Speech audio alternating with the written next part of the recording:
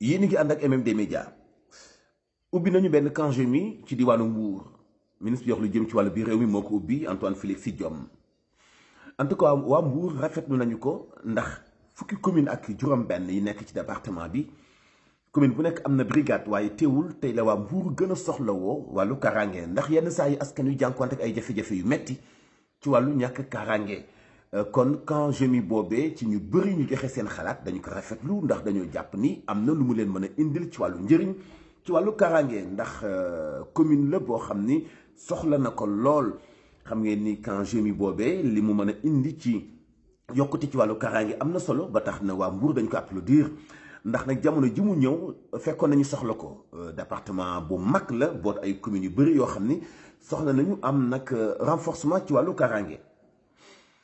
tey jii benn accident bu metti moo am ci Toubacouta ñett ñoo ci faatu ñoom ñett ñëpp ci benn moto la ñu nekkoon ñu daje ak benn camion ca saasa la ñu daal di faatu mu nekk accident bu méttee métti boo xam ni mu ngi am ci Toubacouta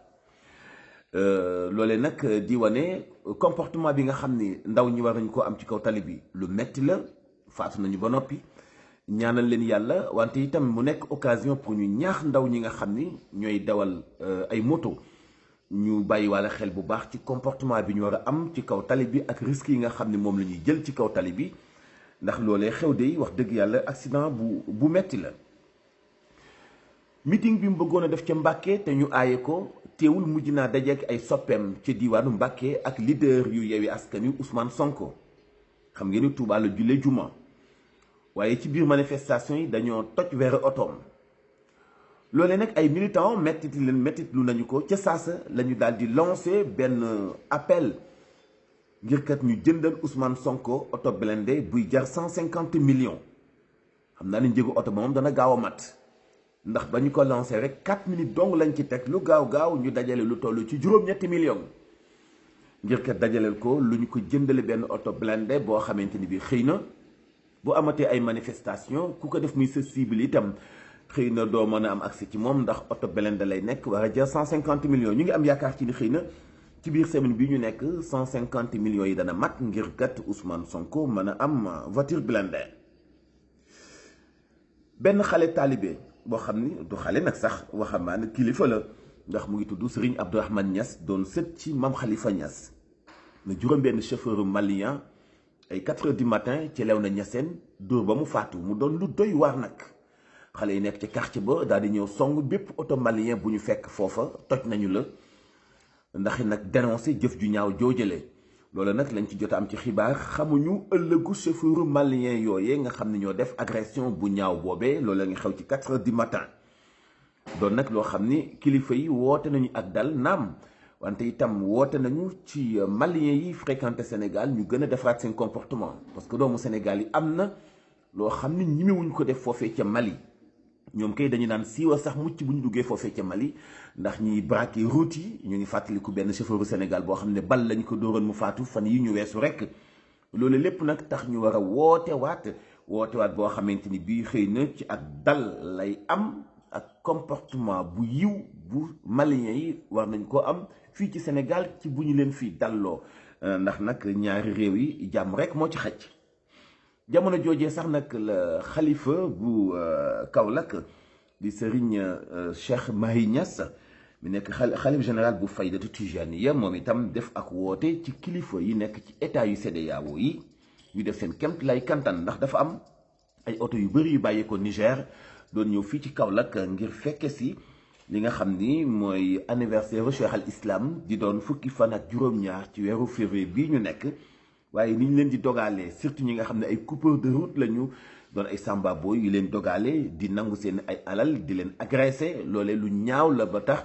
xalif bi woo état yi ñu gën a yokk vigilance ak wàllu kaaraange protéger taalibe yooyu nga xam ni jaamu si yàlla dong ak wàllu pas-pas dong moo leen déplacé loo kon di leen dogale di nangu seen alal di leen agressé lu ñaaw la ñi ci mujj ñu ngi leen agressé ci bi ñuy génn Burkina Faso di dugg Mali.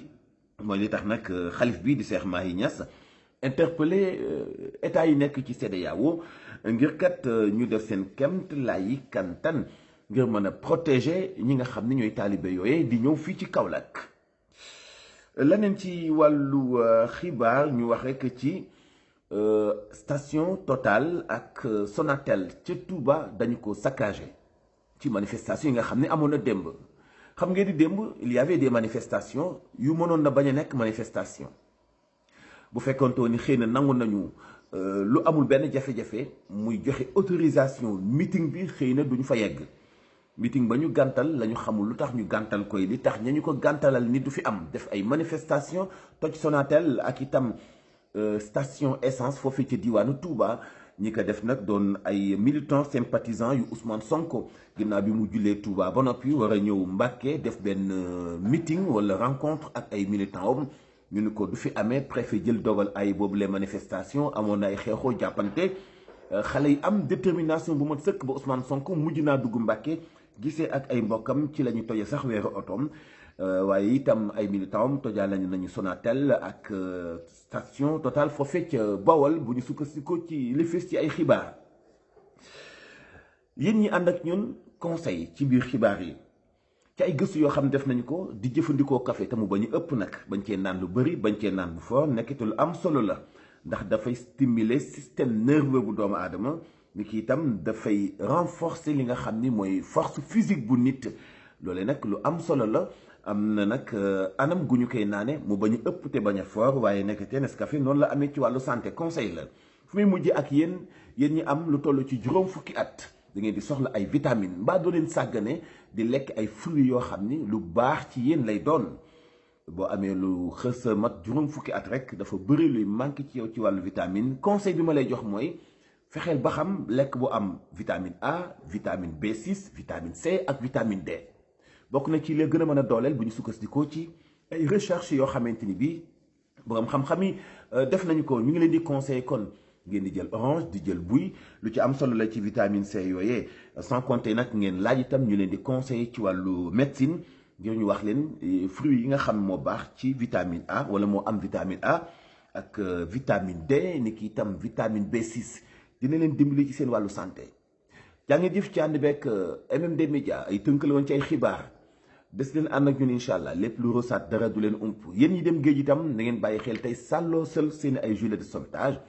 parce que météo nee na demain à partir de 17h géej gi dana sàmbarax lool dana yëngu yi tey lool kon bu ngeen dee dem bañ a dem gi sax nag mooy li gën mais bu ngeen dee dem mënoo leen a bañ a dem na ngeen sàlloo yóbbaale seen gilet de sauvetage te ngeen bañ a sawe lool ci géej gi abonné leen MMD Média jaa ngeen jëf.